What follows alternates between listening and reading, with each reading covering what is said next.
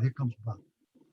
If I go online and research a mob topic, I'll be able to say, nah, that's true. That's bullshit. That's this, that's that, because I know the topic. If it's another topic I don't have any background with, it's just out there. How do I judge whether it's valid or not? So I think that's what we're seeing with the internet. It's social media is a wonderful thing in terms of being very democratic, but it's also everybody and anybody's got a platform now. And how do you determine who's valid and who's not? Absolutely. And it's crazy because a lot of these guys are not skilled broadcasters, but yet they're getting a lot of subscribers and a lot of views. And these big channels like Vlad TV and Valuetainment are featuring these guys. They featured some of the Philly guys that you know as well over the last few years. I'll give you my take as a fight broadcaster for years and commentator for years. I am very impressed with Michael Franzese. Yeah. I don't know if you listen to him. Yeah, he's actually a very good broadcaster and storyteller. No, I agree. And everybody says that. And he knows how to present a story, he knows how to tell a story. Some of the other guys, they kind of ramble. And you don't know where they're going, and the narrative gets lost. Yeah. Yeah, and Larry Mazza, who I've interviewed for a few different channels, he's also very intelligent, well-spoken. He doesn't have his own podcast, but but then some of these guys their podcasts are horrible. And you're right in the regard that podcasting has diluted broadcasting tremendously. Now that just anybody can do it. And I don't know if Bob is capable of joining us back on here. Yes, he's here. Thank you, guys. I'm sorry, I had a little technical difficulties on my part. I missed probably about 3 or 4 minutes of what you guys were talking about. But yeah, your points are well taken. George, you also have a podcast, if I'm not mistaken, Mob Talk Sit Down. Yeah, me and Dave Schratweiser, who was a TV reporter here in Philadelphia, we used to do something called Mob Talk for the Fox Network, Channel 29 in Philadelphia, for a couple of years. And then I retired, and then Dave's recently retired, and he said, let's do it on our own. So we've been doing it probably for about a year now. I think we got about 50 episodes up there. MobTalkSitDown.com, yeah. Yeah, MobTalkSitDown.com. You guys go way back together. You guys started working on TV before launching this new venture, right? Oh, yeah. I mean, Dave was a reporter with Fox 29. I was a reporter with the Inquirer. We were competitors, but we also ended up covering a lot of the same stories. And I became kind of a talking head for TV in Philadelphia. And I would go on different stations whenever there was a mob hit or something, a mob trial, something like that. You've said in the past that the mafioso, the people of the past, were people who truly believe in the values in which they governed at the time, govern their behavior and whatnot. But now, we almost see a different type of breed within organized crime. I don't know if there's any such thing anymore as an honorable pursuit. But was it really like that? Was it really different in the past, George? I don't think everybody that was involved was like that, but I think there were guys back in the 20s, back in the 30s, who really believed in this whole man of honor kind of thing. The old Sicilian mafioso kind of stuff. And I think that goes back to the heritage. And it also goes to, they come to America as immigrants. They don't have, a lot of doors are not open to them. They're shut. And they take the one direction they can go, and then they get involved in organized crime. I mean, George, I want to add something in that regard. I did a video on our channel, and what I said in the video was, I never use the word mafia unless I'm referring to Sicily, and I'll give you my perspective on that.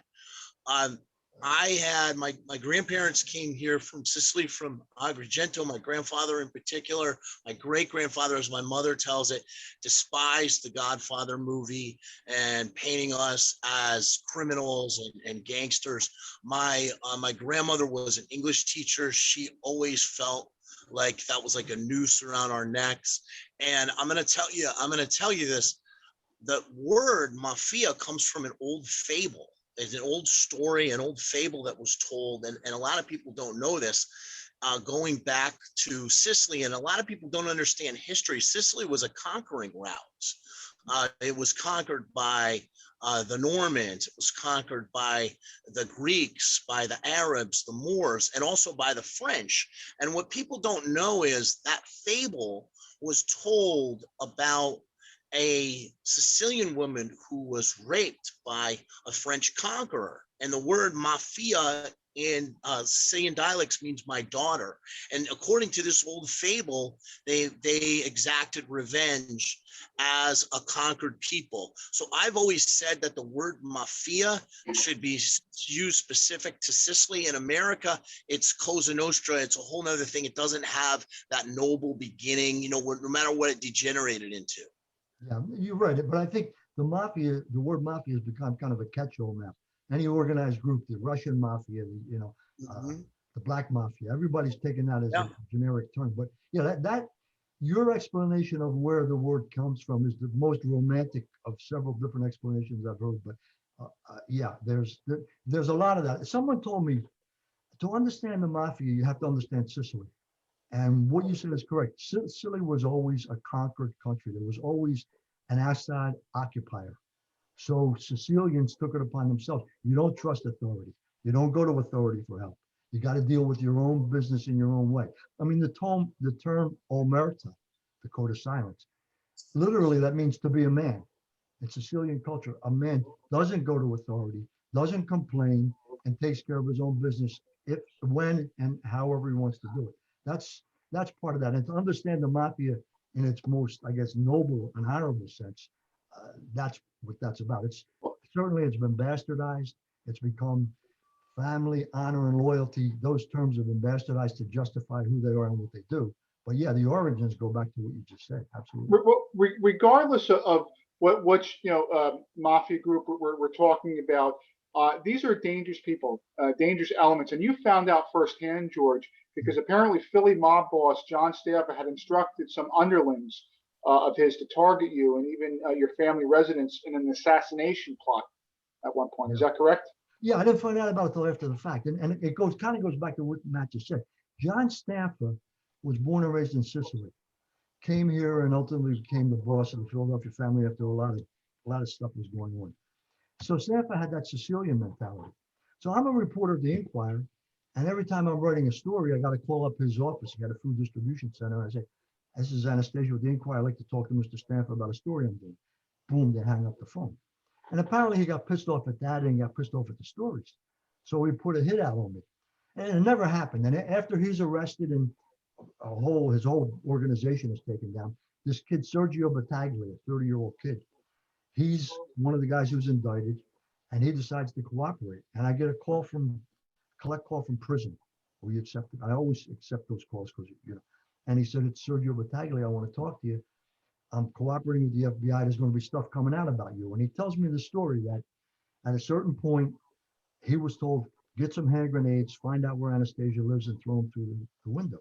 And I said, Sergio, and he said to me, I want to let you know it's nothing personal. I said, Sergio, I got a wife and 2 kids. Hand grenades through the window, very personal.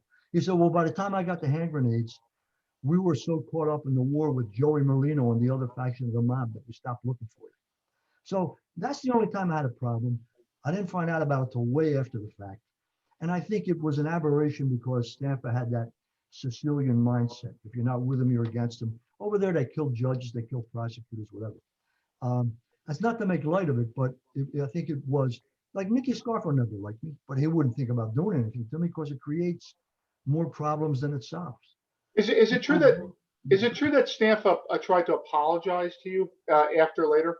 And when I was covering his trial, a couple of times he from the defense table, he would look at me and basically say, you don't believe that, it's not true. But I believe it was true. Yeah. Yeah. Well, I mean, how did you react? I mean, obviously you just kind of mentioned it, but it must have been chilling. Well, it's, as I said, I find out about it very much after the fact. So it's no longer an issue by the time I find out about it. But it is a little bit disturbing. And here's just an aside, but it's a personal kind of thing. I find out about this, and my dad, who had a stroke and was incapacitated for about a year. A day after I find out about this, my dad passes away. Right now, I'm not going to write about this because it's about me, but another reporter at the Inquirer was going to write about it. And my mother and me and my brother and my sister were preparing my father's funeral. And so I said to the Inquirer, look, can you wait a day? I mean, I don't want to, the day my father's buried, my mother's going to read a headline that I was going to be killed. So the Inquirer said, fine, we'll wait a day. The Philadelphia Daily News, on the other hand, they called me up and I said the same thing. I said, listen, I'm burying my father tomorrow. Can you hold the story one day? You're not going to get beat. We're not doing it. The Daily News ran a story that very day. So the day my father's buried, my mother sees a headline, reporter targeted for death. It was, and to me, it was ironic. It's like being on the other end of the newspaper business. Now I'm not a reporter. Now I'm a subject. And you can see why people get pissed off at the media. I mean, the Daily News could have waited a day and they didn't. And to this day, I know who the editor was. I know who the reporter was. And I had no time for either one of them. But it was just was an experience. It brought everything into human terms. You know what I mean? It's more than just we're just writing these stories. There are people here. There are people. There are families, and people get hurt. Well, Matthew, we got a few minutes left. I don't know if you have anything you want to discuss here with George Anastasia. Sure. I think the recording actually stopped, Bob, when you left.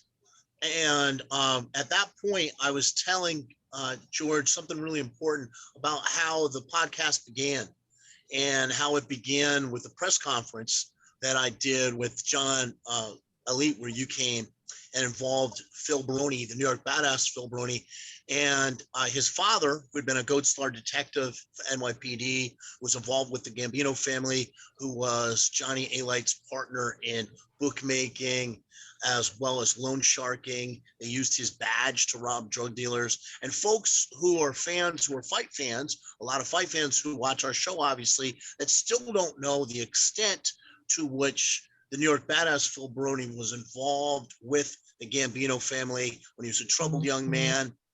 His mother was in Massapequa. His father was much grittier in Queens. He left Massapequa, came to Queens, had a falling out with his father, lived with A-Light, and got involved in scores and robberies. Eventually got stabbed in the back of the head, moved to Michigan, met Dan Severn, Selfish Severn, and started his fight career from there. So a lot of folks don't know that backstory. That's how we started this show. But I want to segue to something else just to kind of wrap it up. What we're trying to do here, George, is we're trying to do some live events. We did a really cool live event with Larry Mazza, have a crooner named Carlos Carr, who's well into his 70s, still performs a lot of old Sinatra songs. We took a few Sinatra songs and then a song he wrote about the life, and basically did a live musical that I'm doing down there with Larry, where we interview him about his book and we sing. And we would love to do something like that with you and Angelo Lutz. We would love to come up and do a live show, a Mob Chats live show, where we talk to you about your book and we interview you and Angelo.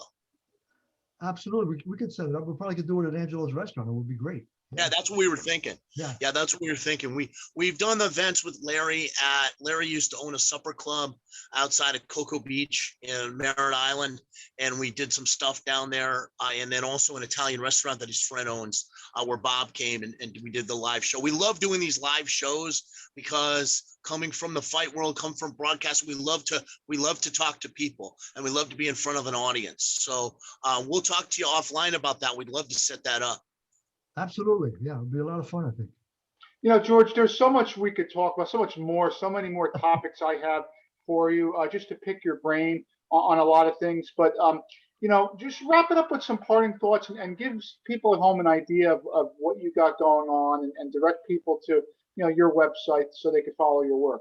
Yeah, sure. I mean, I do that podcast with Dave Schratweiser, mobtalksitdown.com.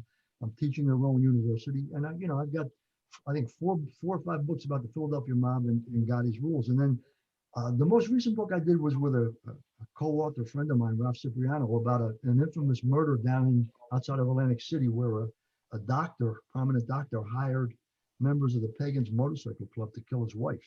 Oh, yeah. Jewish doctor, yeah. Dr. Dealer, yeah. Dr. James Kaufman and April Kaufman, his wife. So I'm trying to keep my hand in all of that. The Mafia is, it's a topic that people are fascinated with, but I think it's already had its heyday. It's never going to be what it was. And part of that is law enforcement, and part of it is, the best and the brightest in the Italian American community are now doctors, lawyers, and educators, and the mob scraping the bottom of the gene pool. These guys are not as smart, not as sophisticated as the old timers. And I think that's kind of a quick overview of where things stand. There's always going to be organized crime. There's always going to be Cosa Nostra, but I don't think it's ever going to dominate the underworld like it did in the 40s and 50s. Oh, I agree. And that's part of the appeal, is looking back on the Gottis and looking Yeah. back on, it's almost like nostalgia, you know? Yeah, absolutely. It is, and you know, to that point, George, Bob and I are going to move outside of just Cosa Nostra. We're going to cover a topic that's very interesting. Bob and I managed a couple fighters who were big in Pride. Phil Baroni's actually one of them. Mark Coleman, another, who was Pride Grand Prix champion. Pride was bigger than UFC, and Pride and pro wrestling in Japan were completely controlled by Sakibara and the Yakuza. And there were a lot of forced fixed fights in there. Mark Coleman, one infamous one that he had against Nobuhiko Takada, where he was basically offered triple the amount to take a dive. One instance where Mark Kerr had to flee Japan because he did a double cross on the Yakuza.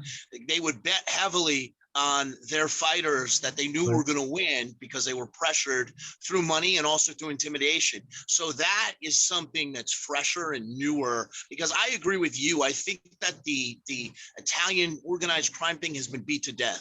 Yeah, absolutely. And Yakuza is a scary organization, and not many people know much about it. It's a great topic. Yeah, and you don't see Yakuza people going out and doing podcasts. Right. So it'll be Exactly. fresh. Yes. Yeah. You're right. That's a very good point. Well, listen, George, we really appreciate your time. We appreciate everybody for tuning in here. Make sure to check out George's stuff. Also, check us out here on YouTube. Just type in Mob Chats. Matthew, the King of Connecticut, Bullet Bob Carson. We have plenty of videos here for your entertainment. Thanks again, George, and we wish you the best of luck. Okay. Thank you. It was a pleasure, guys. Thank you. Appreciate it. Have a great weekend. You too.